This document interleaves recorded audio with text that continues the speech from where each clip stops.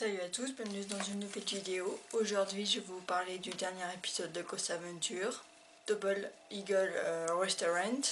Juste avant de commencer cette vidéo, je voulais vous demander, est-ce que ça vous dit dans les vidéos que je fasse après des revues, est-ce que ça vous dit que je vous explique un petit peu plus ce qui se passe dans les enquêtes, voilà, vraiment vous expliquer un peu plus l'épisode, parce que je sais qu'il y en a beaucoup qui regardent Ghost Adventure en VO mais qui commencent à peine comprendre l'anglais, donc du coup si vous voulez que je explique un peu mieux ce qui se passe dedans, voilà, pour vous aider à mieux comprendre ce qui s'est passé dans l'épisode. Donc n'hésitez pas à me dire ça en commentaire, voilà, pour que je sache si vous voulez que je vous explique un petit peu plus, s'il y a certaines choses que vous n'avez pas forcément compris, voilà, que je développe un peu plus ce qui se passe dans l'épisode. Donc n'hésitez pas à me dire ça en commentaire, voilà, comme ça au moins je saurai que pour la prochaine revue, je vous expliquerai un peu mieux.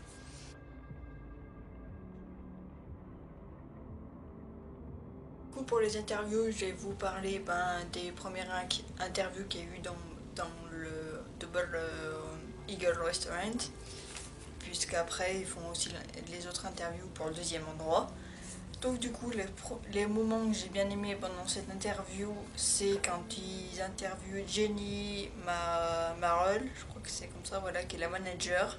Du coup, elle explique un petit peu l'histoire qu'il y a eu dans ce restaurant, du coup, dans les deux meurtres, voilà, qu'il y a eu que la mère, du coup, là, celle qui a tué son fils, et du coup, sa copine qui était la serveuse de cet endroit, et du coup elle les a tués, et apparemment c'est dans la ghost room qui s'appelle, voilà, et là où il y a eu les meurtres, et que c'est là que c'est le plus actif, même si on voit après dans le lockdown que c'est hyper actif partout. Mais du coup j'ai bien aimé ce moment là parce qu'ils expliquent vraiment qu'est-ce qui s'est passé, et la mère, voilà, je me souviens plus de son nom, celle qui a tué, elle était vraiment flippante, hein. En vue de l'histoire, et même avec les photos qu'il y a dans la pièce, là, ça fait encore un peu plus, mais hyper intéressant. Franchement, l'histoire de cet endroit, j'ai trouvé hyper intéressant. Un petit peu, au début, j'étais un petit peu sceptique quand j'ai vu le nom, parce que comme les gars, ils ont déjà enquêté plusieurs fois dans des restaurants, et j'ai jamais vraiment aimé les enquêtes qu'ils ont fait. Pour celui-ci, franchement, il était hyper intéressant. Du coup, ils sont dans la ghost room, et le moment que j'ai bien aimé, c'est quand ils montrent les photos d'autres enquêteurs qui ont pris, où on voit un visage, voilà, une apparition sur les photos. C'était pas mal. Et pour l'autre interview qu'ils ont fait avec Naomi Gambao, je crois que c'est, voilà, qui est du coup une employée du restaurant. Et j'aime bien, c'est quand ils utilisent la caméra thermique et qu'ils montrent que ses doigts sont bleus alors que le reste de son corps est chaud, voilà, on voit vraiment, et que ses doigts sont bleus. On a l'impression que il a les doigts congelés, et que Aaron montre à un moment que il a les doigts, voilà, normal, voilà, il a les doigts normaux. Et du coup c'était pas mal ce moment. En plus avec la caméra thermique, c'est rare qu'on voit vraiment des trucs aussi excellents, j'ai envie de dire. Et là, voilà, c'était quand même assez bizarre qu'elle ait les doigts genre bleu foncé alors que le reste de son corps est normal, quoi, voilà. Du coup, ça c'était pour les interviews du premier Double Eagle. Et pour la deuxième interview, c'est du coup, comment ils appellent ça, le Donna Anna County Courthouse, qui en gros c'était une prison. Ils interviewent des enquêteurs, ce qui d'ailleurs j'ai trouvé ça très bizarre. Des enquêteurs qui appellent d'autres enquêteurs pour les aider. C'était... Mais comme quoi, d'un côté ça prouve que voilà, les gars, voilà, d'autres enquêteurs les appellent parce qu'ils savent qu'ils sont professionnels, et qu'ils ils ont une réputation, et que voilà, et que c'est les gars, quoi. Et du coup, ils expliquent qu'ils ont eu plusieurs attaques, donc du coup, cet enquêteur, Pat Olana, voilà, qui s'est fait griffer et qu'on voit, il montre là comme ça une sacrée greffure bien longue et tout, c'était assez impressionnant. Et du coup, l'autre, c'est quand ils interviewent l'autre mec, Ramiro, qui est aussi un truc et qui explique que déjà qu'il y a une fille qui s'est fait tuer là-bas par apparemment un esprit démoniaque. Et j'aime bien quand Zach il montre vraiment son ressenti, là son côté vraiment empathique, un petit peu comme il l'avait fait aussi dans Freak Show. Et du coup j'ai bien aimé ce moment-là, voilà, vous savez, je l'ai déjà dit avant, j'aime bien quand Zach il montre vraiment son côté empathique. Donc là c'était le moment assez intéressant. Donc voilà, donc ça pour les interviews, je voulais vraiment vous faire les deux interviews des deux endroits. Mais là pour le lockdown, je vais vraiment séparer les deux enquêtes qu'ils ont fait. Donc du coup, je vais vous parler en premier de Bald Eagle, voilà, avec Zach et Billy. Et après, ce que j'en ai pensé pour l'autre enquête avec Aaron et Jay.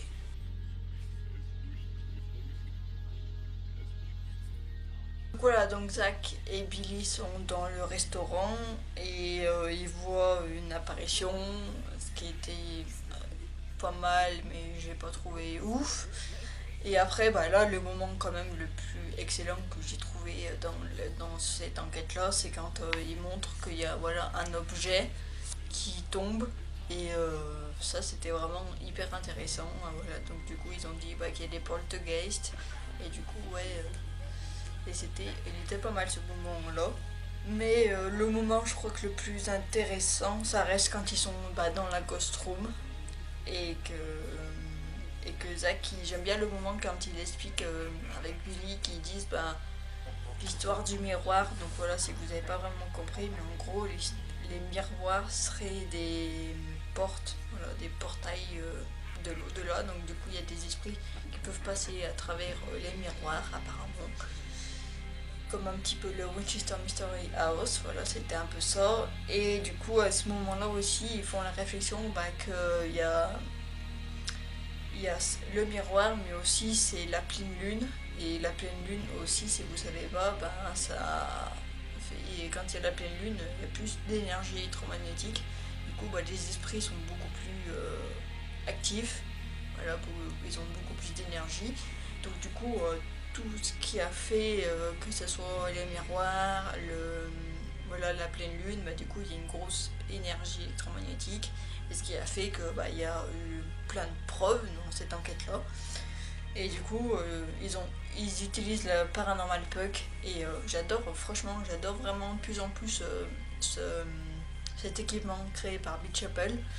Et du coup, ce moment-là, quand ils font cette session là, avec le Paranormal Puck, était hyper intéressante. Qui a tué du coup là, les deux victimes et qu'ils n'ont aucune réponse alors qu'avant ils ont eu plusieurs réponses, mais là on sent que ils ont peur de dire, ou que justement l'esprit démoniaque, l'esprit maléfique a un attachement sur eux. Et le moment par contre que j'ai trouvé bizarre, c'est Zach qui soit, je sais pas pour vous, mais j'ai trouvé là quand justement il voit qu'il y a plein de réponses et tout, qu'il est d'une excitation, mais j'ai trouvé ça trop bizarre. D'habitude il est pas comme ça, voilà, il est content, mais là je sais pas, il était limite euphorique.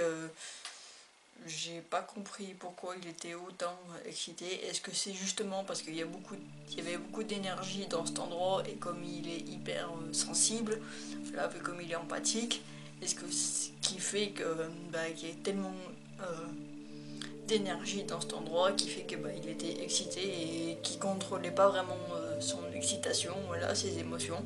Donc du coup j'étais un peu là, mais what? Donc voilà, ça c'était mon moment préféré dans le Double Eagle, voilà, le lockdown. Et on va passer au moment qui était plutôt sympa avec Jay et Aaron dans la prison. Ce qui est dommage, c'est qu'il n'y avait que 42 minutes d'épisode, donc du coup on a pu vous voir plus l'enquête des gars. Voilà, c'est triste, j'ai envie de dire Travel Channel, faites des épisodes d'1 heure parce que c'est trop frustrant qu'on peut pas voir la suite de l'enquête. Hein. C'est pas la faute des gars, hein, c'est le Travel Channel hein, qui décide la longueur des épisodes. Hein. Donc du coup voilà, donc des fois c'est un peu, je comprends qu'il y en a aussi quand ils le disent, ouais c'est frustrant. Ouais, mais bon voilà, c'est comme ça. Donc du coup il y a eu 2-3 trucs qui étaient sympas, dont un moment Aaron qui était en mode provocateur, ce qui m'a étonné.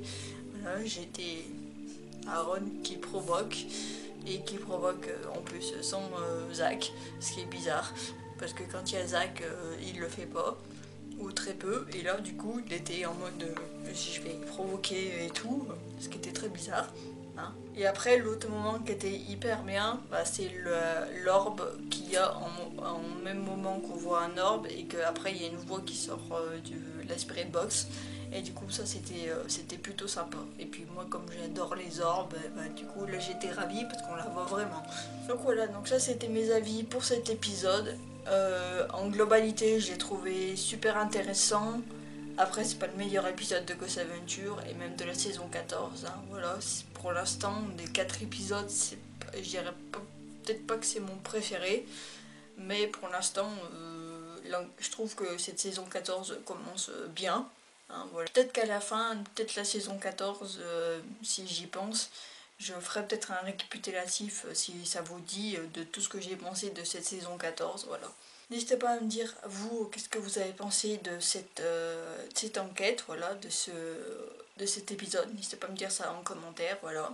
Si cette vidéo vous a plu, n'hésitez pas à mettre un like, voilà. N'hésitez pas aussi à vous abonner. Et puis, du coup, on se dit à plus.